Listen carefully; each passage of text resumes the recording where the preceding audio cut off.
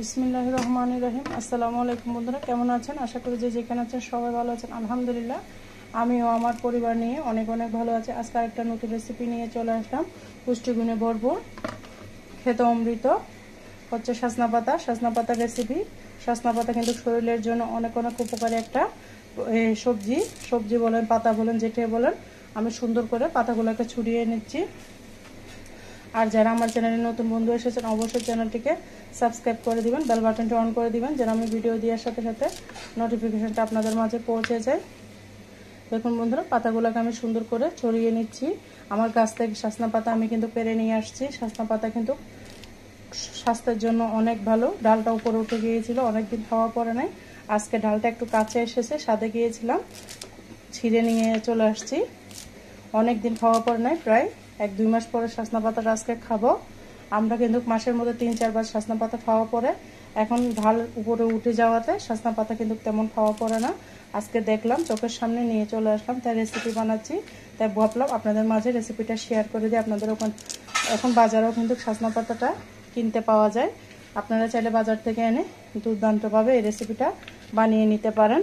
আমরা কিনা লাগে না বন্ধুরা, আমাদের গাছে সজনা পাতা আছে, আমাদের 2টা গাছ আছে, ওটা থেকে আমরা সজনা পাতা খেয়ে থাকি।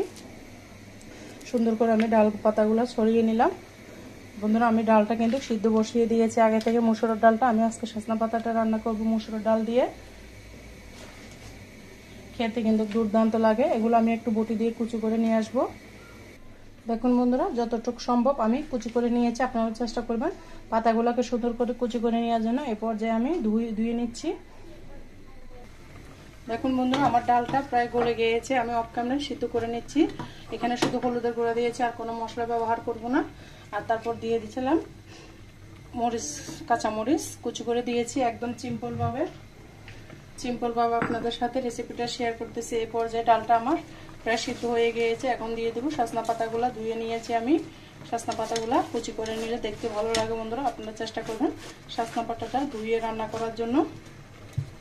কুচি করে রান্না করলে কিন্তু দেখতে ভালো লাগে। যে জিনিস দেখতে ভালো লাগে সে জিনিস খেতেও কিন্তু অসাধারণ লাগে বন্ধুরা। আমি কাঁচামরিচ দিয়ে সম্পূর্ণ রেসিপিটা রান্না করব। এখানে কোনো শুকনো মরিচের গুঁড়া ব্যবহার করি না, আপনারা চাইলে ব্যবহার করতে পারেন।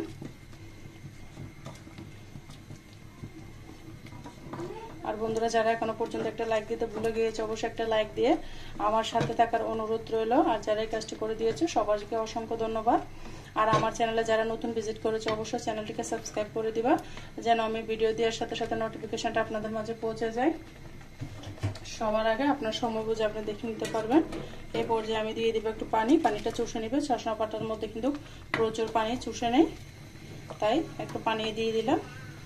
ফুটে আসা পর্যন্ত অপেক্ষা করতে হবে বন্ধুরা। এই পর্যায়ে সজনা পাতার পাতিলটাকে আমি অপর চুলায় দিয়ে দেবো। এখানে আমি একটা বাগার দেব।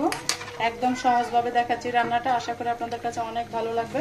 এই পর্যায়ে আমি পাতিলটা অন্য চুলার মধ্যে দিয়ে দিচ্ছি। এখানে একটা ফোড়ন দিব। এভাবে সহজভাবে রান্না করলেও কিন্তু সজনা পাতাটা আছে প্রচুর ভিটামিন। সজনা পাতার মধ্যে আছে আয়রন, ক্যালসিয়াম, পটাশিয়াম, যা রক্তের ঘাটতি মিটায়। যাদের রক্ত শূন্যতা তারা কিন্তু সপ্তাহে 2-3 দিন যদি এই সজনা পাতা খাইতে পারেন তাহলে কিন্তু আপনার স্বাস্থ্যের রক্ত শূন্যতা দূর হবে বন্ধুরা। ডায়াবেটিস নিয়ন্ত্রণে রাখে, হৃদরোগ ভালো রাখে, কিডনি ভালো রাখে। এই সজনা পাতার মধ্যে আছে সকল ধরনের মহা ওষুধ। তাই চেষ্টা করবেন সজনা পাতা যেখানে পান নিয়ে আসতে। এটা কিন্তু এক সময় খাওয়া হতো না, এখন কিন্তু দেশ বিদেশ সব জায়গাতে কিন্তু সজনা পাতাটা খাওয়া পড়তেছে। তাই আমরা তো আগে থেকে খেয়েছিলাম, ছোটবেলা থেকে আমার আম্মারা সজনা পাতা ডাল দিয়ে রান্না করতো, বিভিন্ন শাক মিশিয়ে। ছোটবেলা থেকে আমরা কিন্তু সজনা পাতাটা খাওয়ার মধ্যে অভ্যস্ত আছি। এখন তো দেখি দেশ বিদেশ সব জায়গাতে এই সজনা পাতাটা কিন্তু খাওয়া পড়ে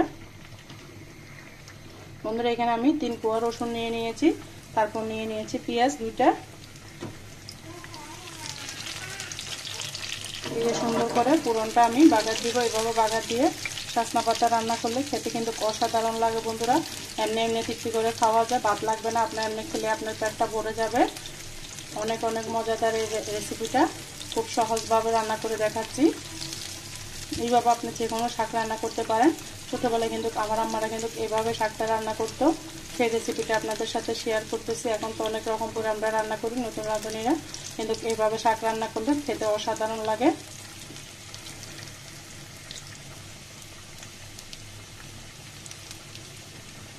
দিয়ে দেব 3টা শুকনা মরিচ। শুকনা মরিচটা দিলে ফ্লেভারটা ভালো আসবে, দেখতে ভালো দেখা যাবে।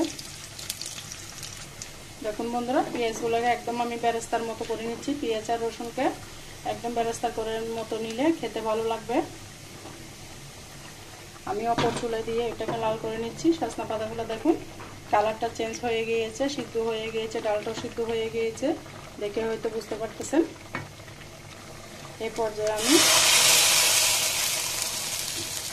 পেঁয়াজ রসুন বাগারটা দিয়ে দিব। আপনারা চাইলে অন্য কিছু দিয়েও ফোড়ন দিতে পারেন, তবে শাকটা এইভাবে সাদা সিধাভাবে রান্না করলে কিন্তু মজা লাগে।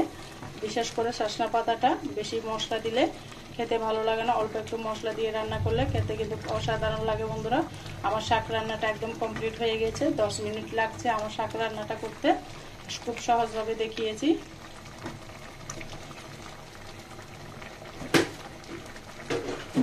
এই পর্যায়ে আমি দিয়ে দিব লবণ। আগে কিন্তু লবণ দিই নাই, ডালটা সিদ্ধ হওয়ার জন্য এখনই দিলাম লবণ। লবণটা দিলে আমার রান্নাটা একদম কমপ্লিট হয়ে যাবে। আমি 2 মিনিট রান্না করে নিচ্ছি লবণটা দিয়ে। বন্ধুরা দেখুন, এই পর্যায়ে আমার রান্নাটা একদম রেডি হয়ে গেছে। বন্ধুরা, এখানে কিন্তু আমি একটু চিনি দিয়েছি, ভিডিওটা করতে মনে ছিল না, অবশ্যই চিনিটা দিবেন।